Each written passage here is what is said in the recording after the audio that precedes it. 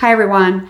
Are you a mom who's struggling with the reality of letting go of the situation with your adult child because of a nagging fear that you're never going to see them again?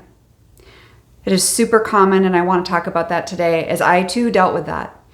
So for those of you that are new here to my channel, I just want to welcome you. My name is Sally Harris, and I am a mom who walked a difficult road with my own daughter for over 10 years. And while her life spiraled, so did mine.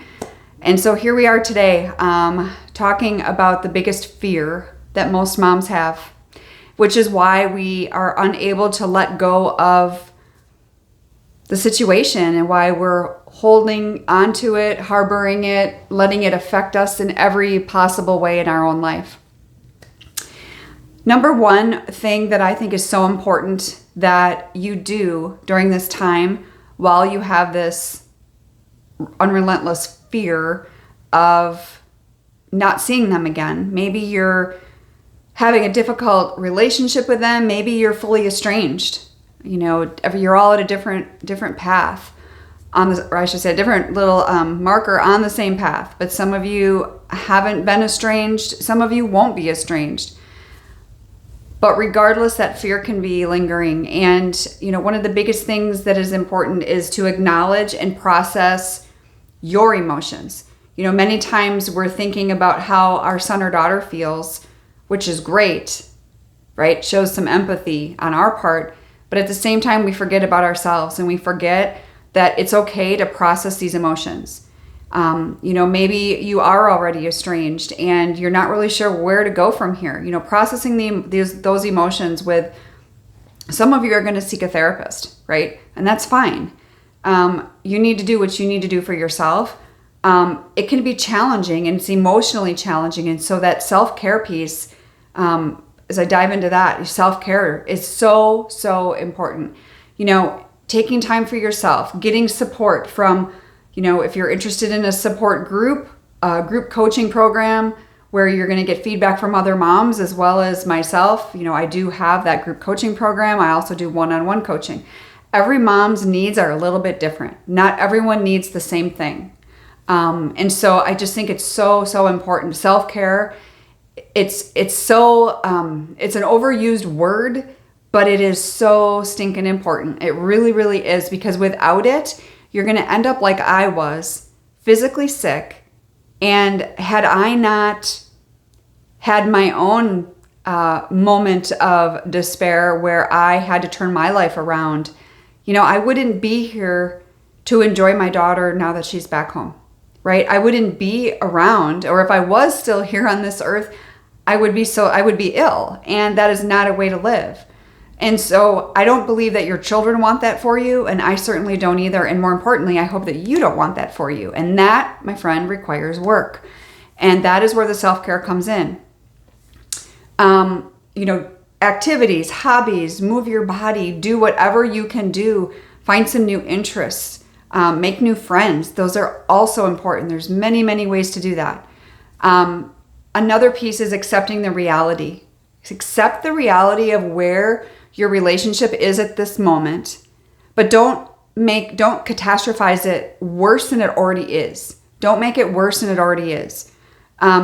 But accepting the reality is going to help your brain focus and help you to be able to have some positive things in your life. Because I think sometimes we do overload on our brain circuits. I really do. Because we're consuming so many things, so many thoughts that are stressing us out, because we're thinking the worst possible scenario. We're fearing that, oh my gosh, I'm never going to see them again. What's going to happen if I never see them again?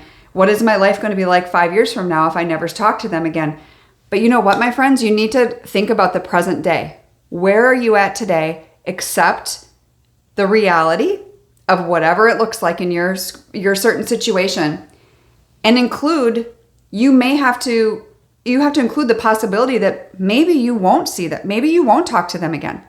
It's possible, but it's also possible that you will. And so there's that hope that should never go away.